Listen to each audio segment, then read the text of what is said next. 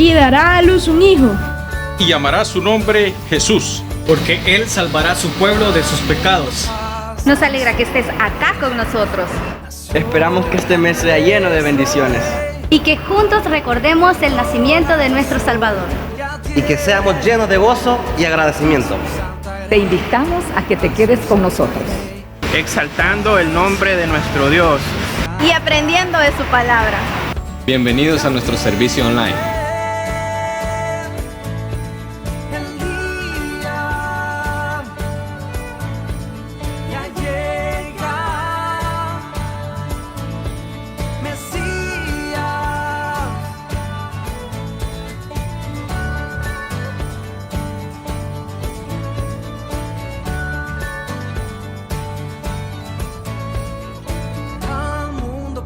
y dará a luz un hijo, y llamará su nombre Jesús, porque Él salvará a su pueblo de sus pecados.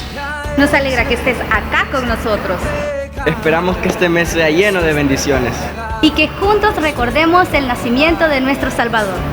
y que seamos llenos de gozo y agradecimiento. te invitamos a que te quedes con nosotros, exaltando el nombre de nuestro Dios Y aprendiendo de su palabra. Bienvenidos a nuestro servicio online.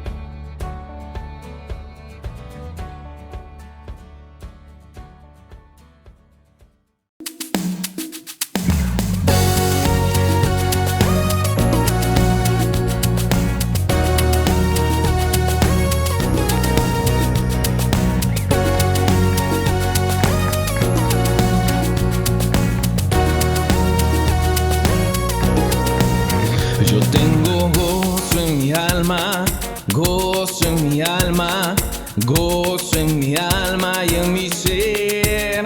Es como ríos de agua viva, ríos de agua viva, ríos de agua viva en mi ser. Yo tengo gozo en mi alma, gozo en mi alma, gozo en mi alma y en mi ser.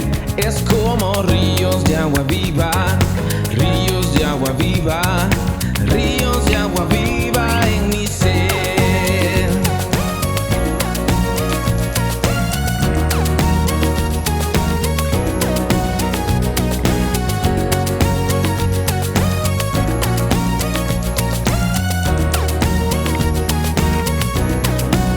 Yo tengo gozo en mi alma, gozo en mi alma, gozo en mi alma y en mi ser.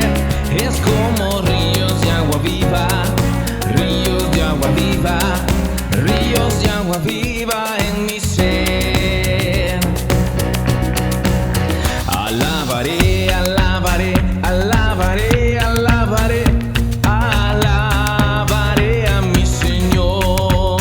Alabaré, alabaré, alabaré, alabaré, alabaré a mi Señor. Juan vio el número de los redimidos y todos alababan al Señor. Unos oraban y otros cantaban, pero todos alababan al Señor. Alabaré, alabaré, alabaré, alabaré, alabaré a mi Señor. Alabaré, alabaré, alabaré, alabaré, alabaré a mi Señor. Te alabaré, mi Dios, porque estás aquí. En esta reunión Cristo está, pues Él ha prometido estar. Donde dos o tres en mi nombre estén, ahí estaré, ahí estaré, ahí estaré.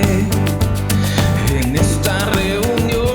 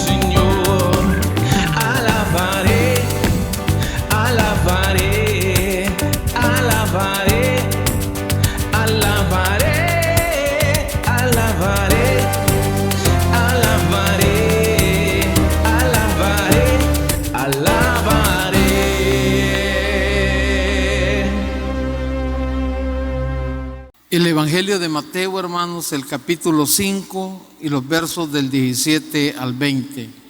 Jesús, el cumplimiento de la ley. Mateo capítulo 5 y los versos del 17 al 20, y leemos su palabra en el nombre del Padre, del Hijo y del Espíritu Santo. Amén. No penséis que he venido para abrogar la ley o los profetas. No he venido para abrogar, sino para cumplir. Porque de cierto os digo que hasta que pasen el cielo y la tierra, ni una jota ni una tilde pasará de la ley, hasta que todo se haya cumplido. De manera que cualquiera que quebrante uno de estos mandamientos muy pequeños y así enseñe a los hombres muy pequeños, será llamado en el reino de los cielos.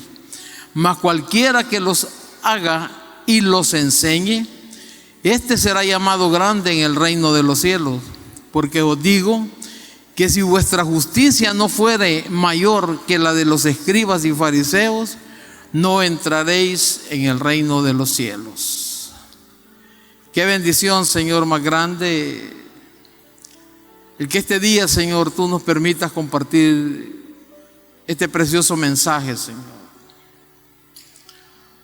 Sabemos de que sin la ayuda del Espíritu de Dios, Señor, que es el que debería y debe de tomar el control, Señor, de lo que aquí estamos haciendo y vamos a seguir haciendo, no podríamos, Señor, llevar a cabo esto. Reconocemos públicamente nuestra incapacidad, Señor, pero a la vez reconocemos el poder de tu Santo Espíritu, Señor, como autor y revelador de la palabra, y es a Él a quien nosotros clamamos siempre por esa sabiduría divina. Abre nuestros corazones, Señor, para lo que tú tengas preparado. Y siempre, Señor, te voy a dar las gracias por la vida de cada uno de mis hermanos y hermanas. En tu nombre oramos con acción de gracias. Amén y amén. Pueden tomar asiento, hermano. Nuestro Señor Jesucristo, en lo que venimos estudiando del Sermón del Monte, después de descubrir el carácter de quienes anticipan entrar en el reino de los cielos, que son el primer estudio que tuvimos de las bienaventuranzas del capítulo 5, verso 3 al 12. Luego el Señor nos hace ver la influencia que sus seguidores deben de tener en el mundo, que es lo que estudiamos la semana pasada en los versículos de 13 y 16. Y ahora Jesús explica, hermano, a lo que Él ha venido y no ha venido a la tierra. Él no vino, dice, a abrogar la ley, hermano. Pero Él no vino tampoco a condenar al mundo. Pero Él vino, en primer lugar, para que se dieran cuenta de que todo lo que el Antiguo Testamento, hermano, desde el libro de Génesis 3:15 hasta el momento en que Él nace y se presenta como el Mesías, Él es de quien ha hablado todas las Sagradas Escrituras. Que Él es el que menciona 660, 670 años antes de que Él naciera, el profeta Isaías, como el siervo sufrido. Él es. Que Él es de quien habla el profeta Miqueas cuando hablan de que un niño nos es nacido, como dice Isaías, que iban a nacer en Belén, que iba a nacer de una virgen. Él es. Y que Él es a lo que ha venido también, es a cumplir un propósito divino desde antes de la fundación del mundo, que es la redención del ser humano. A eso vino Él. Pero en ningún momento vino a abrogar la ley. Desde que Dios, hermano, saca al pueblo de Egipto, de la esclavitud, y lo hace que por medio de Moisés camine por el desierto, y cuando llegan al Sinaí y suben al monte, Desde el capítulo 20 del libro de Éxodo, Dios, hermano, en su sabiduría pura, en su sabiduría perfecta, le quiere demostrar al pueblo que es necesario, hermano, poner leyes. Es necesario instruirlo, porque es un pueblo grande, hermano, y un pueblo que puede andar desenfrenado y necesita ciertas leyes, necesita ciertas normas, llámele usted estatutos o como usted quiera, pero lo necesita. Y llama a Dios a Moisés y le da lo que usted y yo conocemos como los 10 mandamientos o el decálogo, hermano. Entonces uno, cuando inicia viendo estas cosas y estudiándolos, los 10 mandamientos, el decálogo, cuando sistemáticamente se estudian, hermano, usted se pregunta, ¿y por qué no cumplirlos, pues? ¿Qué tiene de malo, hermano, esa ley que Dios está dando para el pueblo? Todas esas normas son solo de bendición para el pueblo, hermano. No existe absolutamente nada dentro de todas esas normas, algo que dañe a alguien del pueblo, no existe. Los primeros mandamientos son para que el pueblo se dé cuenta que tiene un gran Dios. Y que es un Dios, hermano, que hasta este momento, eso mismo es para la iglesia. Es un Dios que no permite cualquier tipo de adoración, sino que es un Dios que ha dejado establecido la forma y cómo Él anhela que el ser humano le adore y lo alabe y se acerque a Él. Y es lo primero que Él hace, hermano. Entonces yo desde ahí comienzo a ver bendiciones para el pueblo, bendiciones para usted, bendiciones para mí, porque el Dios que adoramos es el mismo, hermano. Y esas mismas normas desde el Éxodo están para nosotros también. La forma como acercarnos a Dios. Y en los siguientes mandamientos, lo que hace Dios es decirles la forma como, si ellos logran guardarlo, si ellos logran analizarlo, van a poder vivir y van a poder formar una sociedad como cualquiera desearía una sociedad, hermano. Entonces, cuando usted estudia el decálogo, usted dice, ¿y dónde está lo malo, pues? ¿Y por qué es que el ser humano no lo podemos cumplir?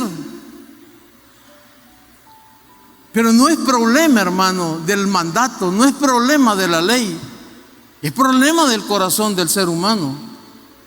Es problema de que lo que menos queremos es ser obedientes. Es problema que el ser humano desde que nace ya viene quizás en el paquete de la rebelión, hermano. A todo lo que le dicen que debe de hacer, él dice que no debe de hacerlo. Luego, después del Éxodo, hermano, que le da esa preciosidad que hasta ahora funciona, y en lo que el pueblo va avanzando y sigue Levítico, y sigue Número, Deuteronomio, cuando van a entrar, y Moisés recordándole en Deuteronomio todo eso, hermano. Le da leyes al pueblo de cómo alimentarse. Le dice a su pueblo lo que le va a caer bien, lo que va a ser sano para su cuerpo. Y le dice, estos son los animales que yo te aconsejo que comas. El de pezuña hendida, el pez que no tiene escama, no lo comas. Y comienza él por todo, hermano. ¿Y todo para qué? Para bien. ¿Era una prohibición? No, hermano, era un mandato, era una ley que Dios le estaba dando. Si tú cumples esto, si como pueblo ustedes se dirigen sobre estas normas que les estoy dando, ustedes van a ser un pueblo feliz, hombre. Luego le da órdenes también y le da leyes para el sacerdocio, de cómo se iban a vestir, de quiénes eran los que iban a ministrar en el templo, de todas las tribus. Él escoge nada más una tribu, que es la tribu de Leví, y le dice a sus demás hermanos, ellos no van a tener heredad en la tierra, le dice, va a ser de ustedes, Pero ustedes van a ser los encargados de trabajar, y de lo que ustedes trabajen, van ustedes a alimentar a la tribu de Leví, a los sacerdotes. Y ustedes no se encarguen del templo, ellos van a ser los encargados. Cuando el pueblo se forma, hermano, algo impresionante que le he mencionado muchas veces, porque digo yo, qué clase de Dios más linda tenemos, hermano. Le dice al pueblo de que siempre en lo que Él usa, cada ser humano, cada parte del pueblo, cada persona, debe andarles una estaquita pequeña, le dice. Y que esa estaquita pequeña le va a servir, dice, para hacer un hoyito, para que haga sus necesidades ahí y poderlas tapar, porque el lugar, dice, donde ustedes Jehová anda en él, es un lugar santo, dice. Y lo está previniendo, hermano, de bacterias, lo está previniendo de un montón de cosas. Ese es el Dios que tenemos. Entonces, todas esas normas, todas esas leyes que le está dando al pueblo, uno se pregunta, ¿y cuál es lo malo de todo esto, pues? ¿Y por qué es que el ser humano trata en contra de esas leyes? Y si usted se da cuenta, hermano, todos hemos sido educados bajo normas y estatutos. Tanto en nuestros colegios como en nuestras casas han habido normas, han habido leyes. Una casa sin leyes, una casa sin normas, hermano, es una casa que es un desastre. La persona que no se ha criado bajo esas leyes, bajo esas normas, es imposible, hermano, que pueda dirigirse bien en la vida. Porque el ser humano necesita. Una sociedad en la actualidad se dirige también por normas y leyes. Hay leyes de tránsito, hay leyes de todo tipo, hermano. ¿Y las leyes son malas o son buenas? Son buenas. No pasa el semáforo en rojo. Es una orden, es una ley que le están dando de tránsito. ¿Quién es el beneficiado si no pasa? Uno. ¿Y qué le pasa, hermano, si usted se deja y no cumple esa ley? Tiene un porcentaje alto que va a golpear a alguien, puede matar o puede ser usted el muerto. Es un gran problemón, pues. Entonces, ¿cuál es lo malo de la ley, pues? Entonces, ¿por qué nuestro Señor Jesucristo dice, yo no he venido, dice, a abrogar la ley? Porque Él en ningún momento está hablando de este tipo de leyes, hermano. La palabra abrogar es un verbo transitivo que significa suspender o dejar sin vigor una ley o costumbre mediante una disposición legal. Entonces dice Dios, yo no he venido a opacar, yo no he venido a decir que esto no funciona, dice. Yo he venido a cumplirla. Pero entonces, ¿por qué menciona esto? La situación es la siguiente, hermano. Los judíos, el pueblo judío, usaba la expresión, la ley, de 4 maneras diferentes. La primera manera como lo usaban era lo que acabamos de hablar de los 10 mandamientos, así le llamaban ellos a una parte de la ley, los 10 mandamientos. La usaban en relación a los 5 primeros libros de la ley, lo que usted y yo conocemos como el Pentateuco, que esto quiere decir literalmente los 5 rollos. Y usaban la frase, la ley y los profetas en el sentido de toda la escritura. Pero también, y es aquí donde viene la situación, ellos usaban la ley, los escribas, o sea, oral, porque no estaba escrita. Entonces, estas personas, hermano, eran el problema. Estas personas son las que Jesús en los evangelios ataca y les dice hipócritas, y son los que Pablo también arremete contra ellos. Estas personas, hermano, los escribas, eran unas, llamémosle, disculpe que lo repita tanto, válgame la redundancia, como es, eran unas personas como bien estudiosas y bien minuciosas en cosas. Por ejemplo, Aquí es donde vamos. El sábado no se puede trabajar. El sábado es el día de reposo para el Señor. No se trabaja. Entonces venían los escribas, se reunían y decían, ¿y qué es un trabajo? Y empezaban ellos a analizar, hermano, el montón de situaciones que podían ser un trabajo.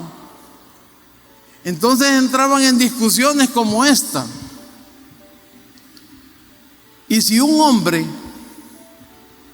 en el día de reposo necesita pasar una lámpara de un lado, un candil o lo que sea, lo que saben no tiene, de un lado para otro, es trabajo. Y entraba en ese momento en esas grandes discusiones. Y si una persona, llamémosle sastre, que en ese tiempo se cosía y todo también, no con las mismas técnicas de hoy, pero agarra una aguja y se la pone aquí para salir, ¿es trabajo? Entonces todo eso ellos lo mantenían en esa gran situación de la ley, y agregándole más cosas. Y si un niño en día de reposo me echa los brazos y lo cargo, ¿es trabajo? Entonces todas las situaciones, hermano, iban formando religiosidades e iban agrandando lo que es la ley. Porque ellos definían lo que era un trabajo. ¿Será trabajo o no es trabajo? Entonces entraban en unas grandes polémicas que venían aceptando todas esas cositas tan sencillas, hermano. Al punto de, si una persona estaba enferma con una herida y necesitaba curación, decían ellos, curar a esa persona, lavar esa herida es trabajo, decían. No se puede hacer. Pero no lo puedes dejar morir, necesitas hacerle algo a él. Entonces comenzaban a analizar ellos todo eso. Entonces decían, vaya, hagamos una cosa. Solo pongámosle, por decirle, una gasa, que creo que no existía en ese tiempo, o un trapito limpio, pero no le pongamos ninguna pomadita, ni aceite, ni nada, porque si le ponemos aceite o algo, ya es trabajo. Entonces lo que vamos a hacer solamente es a que no siga pues la cosa, que se vea que nosotros hemos hecho algo. Pero no podemos nosotros dejar que esto como que siga avanzando. Entonces solamente vamos a cambiar la gasa, el trapito, y vamos a poner ese, pero sin ungüento, porque si le ponemos ungüento a eso, estamos trabajando. Entonces eso, hermano, era lo que estaba en realidad cargando todo eso. Y todo esto, las leyes se iban transmitiendo oralmente, no estaban escritas. Hasta que en el siglo segundo, a mediados del siglo segundo, se escribe todo esto en unos códigos, que es lo que se le llama el Misná. El Misná. Y el Misná contiene 60, oiga bien, cuando ellos escribieron todo esto, contiene 63 tratados sobre varios asuntos de la ley, lo que hace un libro como la Biblia. Pero esto no quedó todo, hermano, sino que vienen unos judíos más, donde estas personas son estudiosos, por hacerle una comparación. Están las Sagradas Escrituras y hay comentaristas. Está Matthew Henry, está todo el montón de comentaristas, John MacArthur, todo es comentarista. Entonces vienen ellos y comienzan a estudiar la Biblia y comienzan, hermano, a hacer comentarios sobre los versículos. Entonces se forma un grupo también de investigadores para comentar, hermano, los 63 tratados del Misná. Y cuando los completan es lo que se llama el Talmud. Para decirle algo, el Talmud de Jerusalén tiene 12 volúmenes impresos. Entonces, es esta, hermano, es esta la ley que a nuestro Señor Jesucristo le atacaban tanto que no cumplían. Entonces, esta es la ley que Él se abroga, no la ley de Dios. Porque si usted se recuerda cuando, y los discípulos, ¿por qué no se lavan? ¿Y tú por qué comes? ¿Y tú por qué sanas en día de reposo? ¿Y tú? Por eso era. Por eso es que Jesús y Pablo los tratan de hipócritas a estas personas. ¿Por qué? Porque están solo ellos con el sentimiento no humano, sino que se les ve a la parte exterior de que son unos grandes religiosos, hermano. Y recuerde algo, Cristo no es una religión, Cristo es una fe. Entonces las cosas que nosotros debemos de hacer para Cristo, hermano, no tienen que ir metidas en tanta ley ni tanta cosa, sino que son de corazón. Y eso es lo que ellos no hacían. Ellos todo lo querían hacer como por agradar a Dios, pero con unos sacrificios, pero tontos. Entonces Jesús decía, esto no es así. Pero Jesús sí vino a cumplir lo que era la ley de Dios, lo que comenzamos explicando, los 10 mandamientos y todas las leyes que dio en todo el Antiguo Testamento. Ahora vamos al versículo 19. De manera, dice, que cualquiera que quebrante uno de estos mandamientos muy pequeños y así enseña a los hombres, muy pequeño, será llamado en el reino de los cielos. Mire qué interesante esto, hermano. Mas cualquiera que los haga y los enseñe, será llamado grande en el reino de los cielos. Cualquiera que los cumple y los enseña, eso es lo que indica el orden correcto en la vida del discípulo, como nuestro Señor Jesucristo hizo, hermano. Por eso es que Él le gritaba sepulcros blanqueados, les decía. Por fuera les decía, y por dentro usted sabe lo que está adentro del sepulcro. Ellos por fuera representaban la gran cosa, hermano, pero por dentro era una hipocresía completa.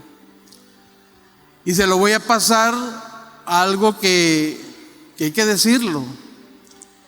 Es como las personas que nos paramos aquí, hermano, que solo tiremos a la congregación para que la congregación haga esto, para que la congregación haga otro, que el pecado, hermanos, y que esto y que el otro, y nuestras vidas. Si vamos a enseñar, hermano, es porque lo hemos hecho, y esa era la vida de los profetas. Un profeta, para llevar un mensaje correcto al pueblo, debía de sufrirlo antes, hermano. No hubo un profeta que Dios no le dijera, ve y dile al pueblo tal cosa, si antes él no lo había vivido.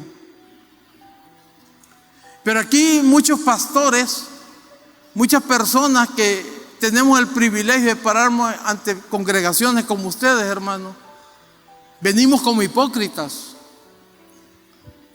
Y venimos solo a decirle, hermano, tal cosa, hermano, tal otra, hermano, que hay que ser fieles con la esposa, hermano, y uno como vive, pues. Entonces dice, si tú enseñas, dice, esas cosas, pero no las practicas, serás llamado, dice, pequeño en el reino de los cielos. Pero si tú en realidad has pasado esas tentaciones, mantener la fidelidad en tu matrimonio y le hablas a la congregación del matrimonio, dice, lo has vivido y estás enseñando, eso es lo que quiere, para ser grande, dice, en el reino de los cielos. Y era lo que Jesús hacía, hermano, vivir el evangelio. Y Jesús lo que les dice a estas personas es que así como Él cumple las demandas del Antiguo Testamento, también el mensaje de Él trae grandes demandas, hermano, para la vida de nosotros. Y ese es un gran problema que se da en las iglesias, que resumimos la grandeza de lo que Cristo ha hecho en nuestras vidas en cosas sencillas, hermano. Yo hace poco estaba escuchando un mensaje de la gracia de un pastor, donde el pastor decía que casi era pecado hablar del pecado, decía. Y yo decía, ¿y Cristo a qué vino a la tierra, pues? Y entonces venía él y quizás me leía el pensamiento, a ver que él estaba en televisión, hermano, y en el canal 17 lo vi. Pero yo no le entendía la gracia que él le quería explicar a la congregación, porque le quería decir que no importaba el pecado que tuvieran. Pues ¿cómo va a ser eso?, decía yo. Y en vez de seguir contradiciendo mentalmente o arruinando mi mente con algo que yo no iba a estar de acuerdo, mejor lo pagué, hermano. Porque ¿cómo no vamos a hablar de un pecado, pues? ¿Cómo no le vamos a decir a la congregación que Dios quiere una iglesia fiel, una iglesia pura? Pues no es lo que la Biblia dice, pues. Que Dios no quiere una iglesia de religiosos, hermano. Que las actitudes que nosotros tengamos no es porque es un miércoles que vamos a ir al estudio bíblico. No, hermano, no se trata de eso. Que vengamos porque cuando traemos ese corazoncito como Dios quiere, algo hay para nuestras vidas, hermano. Algo vamos a aprender de todo esto. Por lo menos ya sabemos nosotros el por qué Cristo dijo que no venía a abrogar la ley. No era la ley infundada por Dios, puesta por Dios, y no la ley que la gente, que los mismos judíos, los escribas, los fariseos habían inventado, hermano. Habían sobrepuesto sobre la ley de Dios. Tanta religiosidad. Y eso es lo que está diciendo él aquí. A nuestro Señor Jesucristo, hermano, toda la vida que se le buscó para hacerle alguna pregunta, alguien que quería salir de un interrogante, toda la vida lo hicieron con malicia. En el caso cuando a él le preguntan de la moneda, a quién hay que darle el impuesto, si al César o a Dios.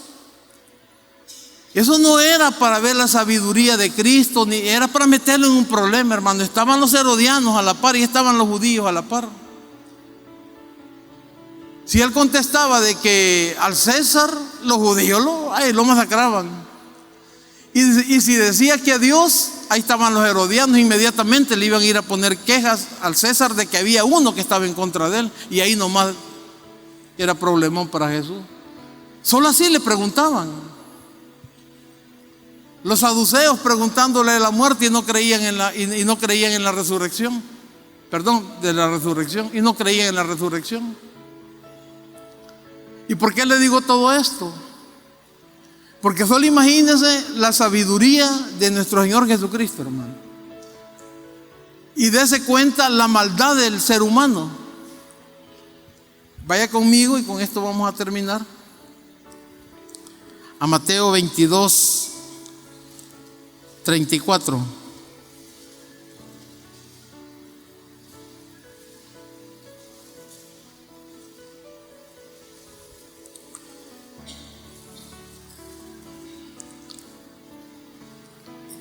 Lo voy a esperar que lo busque y lo leamos juntos, hermano, porque esto es interesante. Mateo 22, del 34 al 40. Entonces los fariseos, oiga bien, oyendo que había hecho callar a los saduceos, se juntaron a una, o sea, se unieron. Y uno de ellos, mire quién era, intérprete de la ley. Esto es lo que quiero que le ponga atención. Preguntó por qué, por tentarle lo que le estaba diciendo. Ya viene oyendo del versículo anterior, leyendo que todos buscaban cómo meterlo en problemas. Los fariseos, los saduceos, y como a los dos les contestó, se unieron. Y aquí va la otra. Un intérprete de la ley, por tentarle diciendo, fíjese bien, maestro, ¿cuál es el gran mandamiento en la ley? Aquí nomás, hermano, aquí es donde viene, que yo creo que usted se recuerda lo que hemos estado hablando. Este ingrato no le estaba hablando del decálogo, hermano. Este le estaba hablando lo que acabamos de estar diciendo nosotros aquí aprendiendo del Mishnah y le estaba hablando del Talmud. Le estaba hablando de una cantidad de hermanos. Solo ellos hablaban hasta de 630 y pico de leyes que tenían. Eso le estaba preguntando ese ingrato a Jesús. No le estaba diciendo, Señor, y del decálogo y los 10 mandamientos que Dios nos dio en el Éxodo, ¿cuáles? No. De todo el Mishnah, de todas las leyes que Dios dio, de todo lo que existe como ley. Esa era la pregunta para su Señor, hermano. ¿Cuál es el mayor mandamiento? Y mire usted lo que es la sabiduría divina. Esto es, hermano, estas respuestas sirven para que usted conozca ese Dios que usted dice que ama. Para que usted cada vez vea y se concientice más la necesidad que tenemos de aprender las Escrituras, hermano. Cómo hablan las Escrituras, cómo dan testimonio de la sabiduría de nuestro Señor. Y mire lo que dice Él. Jesús le dijo: amarás al Señor tu Dios con todo tu corazón y con toda tu alma y con toda tu mente. Este, le dice, es el primero y grande mandamiento. Él solo le preguntó cuál era. Él no le dijo cuáles son, cuáles le dijeron. Y él le contestó: amarás al Señor tu Dios con todo tu corazón, con toda tu alma y con todo hasta lo que no tenga, hermano. El primer gran mandamiento, le dice él.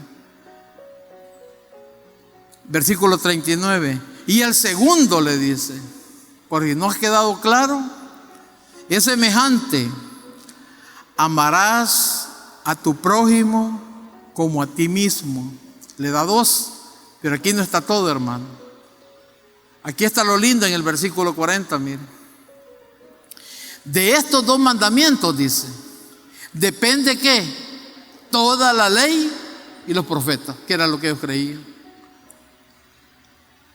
La ley y los profetas. Ahí está, le dice Jesús. ¿Cómo ha de haber quedado ese hombre, hermano? ¿Cómo ha quedado usted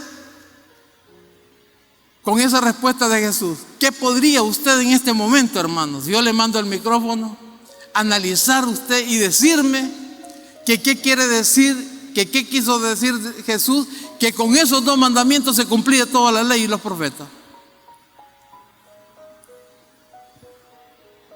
¿Alguien que me ayude?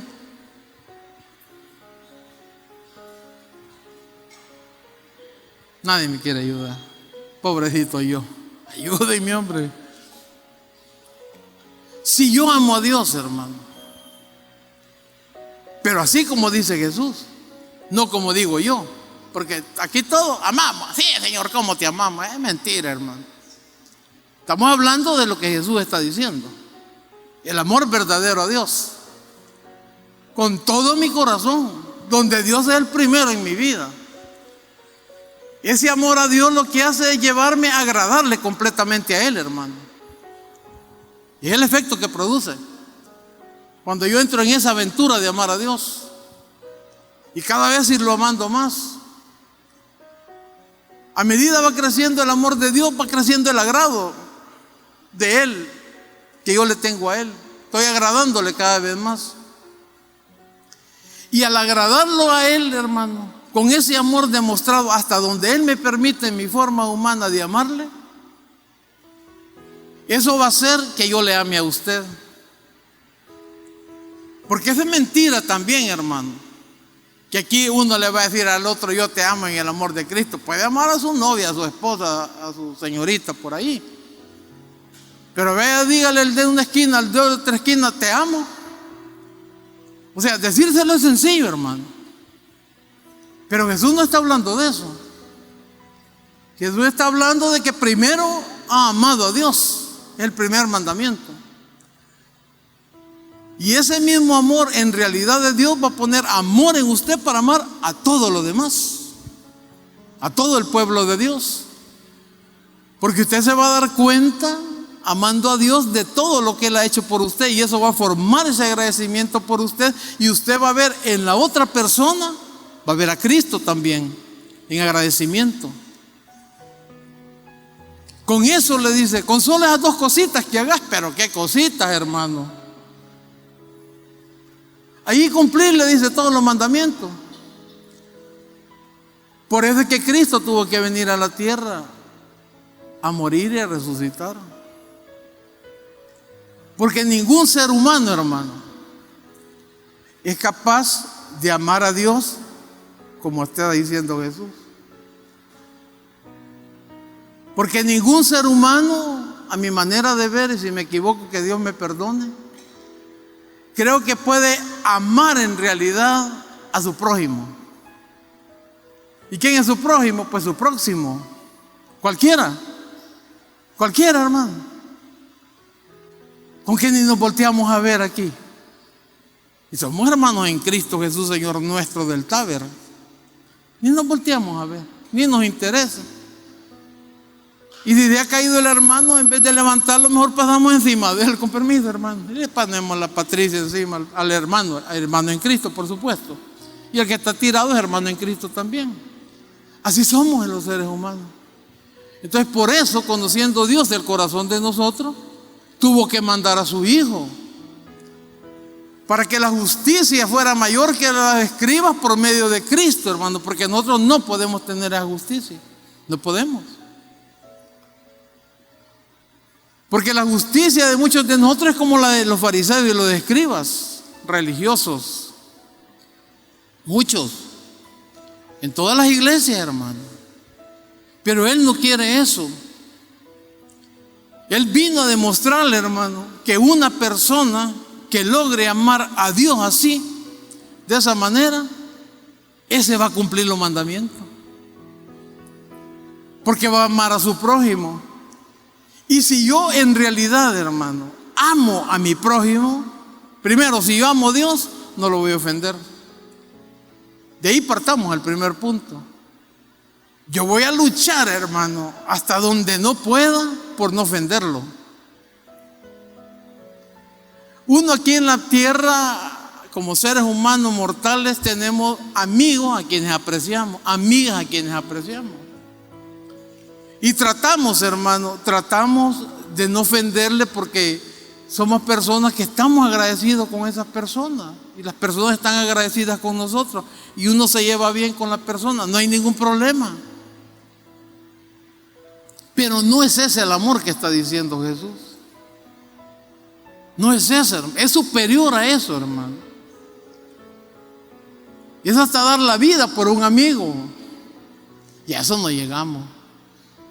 Y usted daría la vida, pues ya se murieron, hermano, ya se murieron. No es así nomás, pues. Es lo que le quiero decir yo. Entonces Jesús tuvo que venir a la tierra, ya como cumplimiento de todo esto, a demostrar que Él era el cumplimiento de todas las profecías del Antiguo Testamento, y Él sí cumplió la ley. Y la cumplió en su humanidad, en su 100% humano, hermano. Y todo eso, ¿por qué era? Por su relación con el Padre. Y lo primero que Él hizo fue demostrar su obediencia. Yo no hago las cosas por mí, dice, yo obedezco lo que mi Padre me dice. Desde ahí estamos perdidos muchos de nosotros. Somos unos grandes desobedientes. Entonces eso es lo que Jesús quiere decir, hermano. Él no vino a abrogar ningún punto de la ley de su Padre.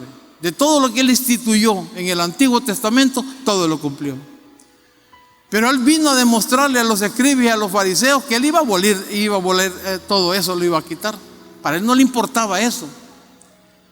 Porque eso no venía de Dios, eso venía de una carga que ellos se imponían y le imponían a las congregaciones, hermano.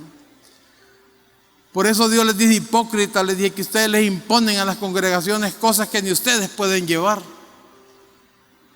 Por eso le digo, hay que enseñar y hay que vivirla. Y esa es la autoridad que Dios da, hermano, en la vida de alguien, en su vida. Cuando usted aconseja a una persona, es porque usted ha vivido, hermano. Y usted sabe cómo poderlo hacer con la otra persona, cómo aconsejarle. Pero solo aconsejar, y al que lo está aconsejando dice, y este dice lo que me está diciendo, y este lo que hace.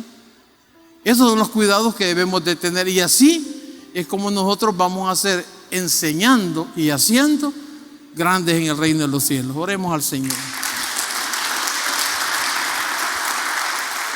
Te alabamos, Señor, y te bendecimos. Te damos las gracias, Padre, por este tiempo.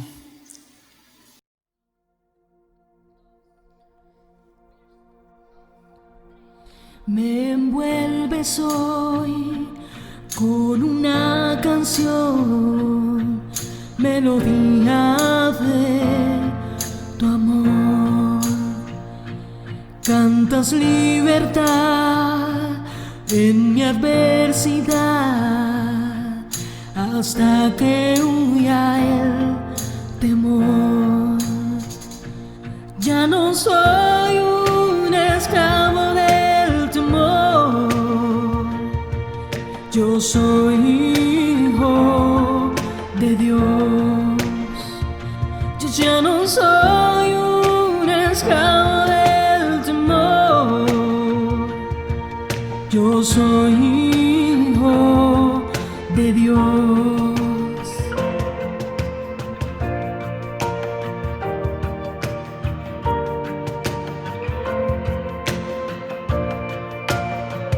Y desde el vientre fui escogido en ti, me llamo el amor. De nuevo nací, recibido en ti, tu sangre en mí fluyó. Ya no soy un esclavo del temor, yo soy hijo de Dios. Yo ya no soy un esclavo del temor, yo soy hijo de Dios. Yo ya no soy un esclavo del temor, yo soy hijo de Dios. Yo ya no soy un esclavo del temor, yo soy hijo de Dios.